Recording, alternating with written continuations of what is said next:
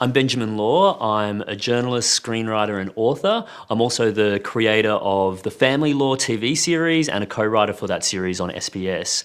My family story begins probably back in the 1970s. In the mid-1970s, my mum, Jenny, and my dad, Danny, were living in Hong Kong. Dad was born in the south of China in Guangdong province, whereas mum was born in Malaysia in Ipoh. But then they went to Hong Kong in their teen years, which is where they met in their 20s.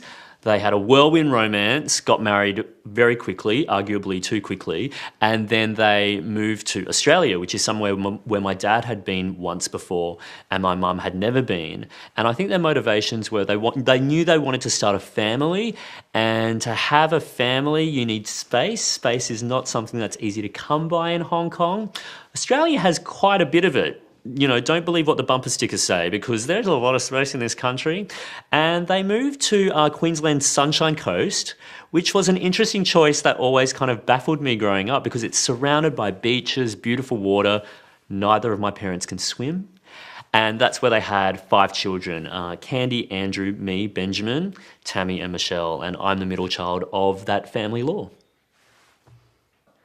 When we were growing up, one of the things that my mum needed, because she had 5 kids, was easy ways to occupy us. And from all accounts, I was a pretty low maintenance kind of child. All I needed was like TV and books. And she could just throw a book in a corner and I'd be preoccupied, like Roald Dahl or Paul Jennings.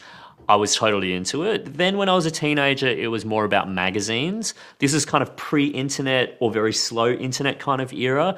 And I was obsessed with like music and culture magazines, whether they came from the US, Australia, or the UK.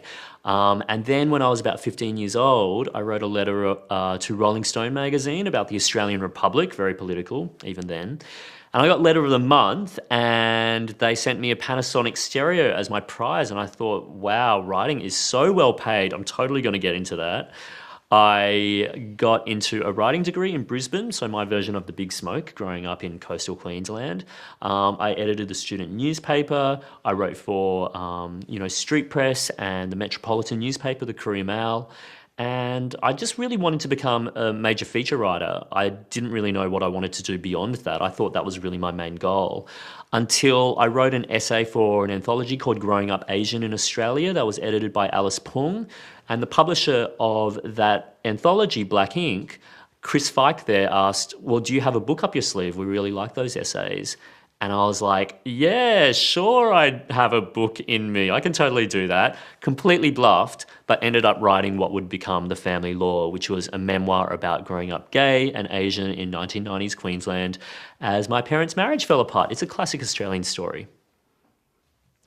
So I grew up on the Sunshine Coast, which is a very monocultural part of Australia, and by that I mean overwhelmingly white. So I don't think there's ever been a time where I've been unconscious about my background and my race. I was pretty much one of like 3 Asian Australian kids in my entire year level. And in the 1980s, that wasn't really a problem because there was a huge kind of embracing of multiculturalism. World Expo was in town in Brisbane. Sesame Street was huge. So I was kind of like the novelty act. I was quite popular kind of almost because of my racial heritage. That kind of changed in the 1990s because Pauline Hanson and Hansonism version 1 was so huge in Queensland, especially the part of Queensland where I was living. And of course, the first, target of her political preoccupations were Asian Australians. So in the 1990s, there were a lot of questions, even coming from my friends about, whether people like my grandma, who doesn't speak English, belonged in the country, whether she should be learning English, whether my people formed ghettos, that sort of stuff. In terms of my career, I have to say my ethnic heritage has actually been an asset overall. I think partly because my last name, Law, isn't conspicuously Chinese. When you see kind of reports and academic studies, if you do have a conspicuously non-Anglo name, it's been proven that that works against you. In blind tests of job applications, a non-Anglo name will always work against you. But Benjamin Law, I could be related to Jude Law, for all you know.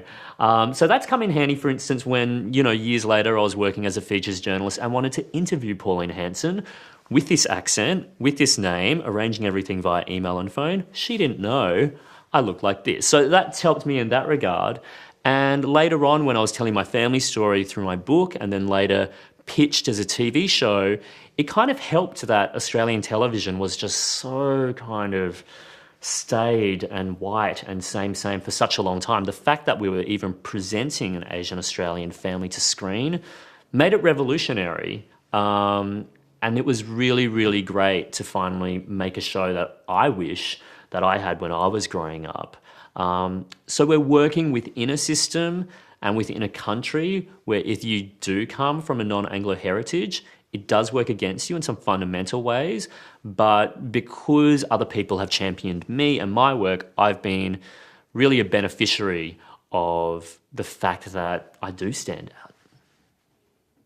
In terms of like next moves, personal aspirations for me, I'm kind of just interested in whatever comes next. So right now I'm writing a play for a theatre company. I don't know what I'm doing or how I'm doing, but I'm always interested in the next adventure, especially if it's something I've never done before.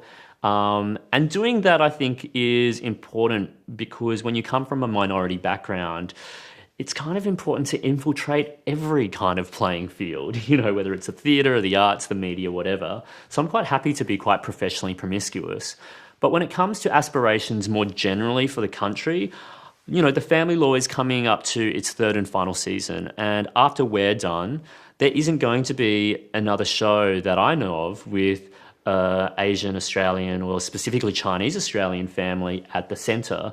There have been other shows like Homecoming Queens on SBS that was co-created by my sister Michelle. There have been shows like Ronnie Cheng, International Student, but we need a groundswell of representation on screen and in fact every facet of society.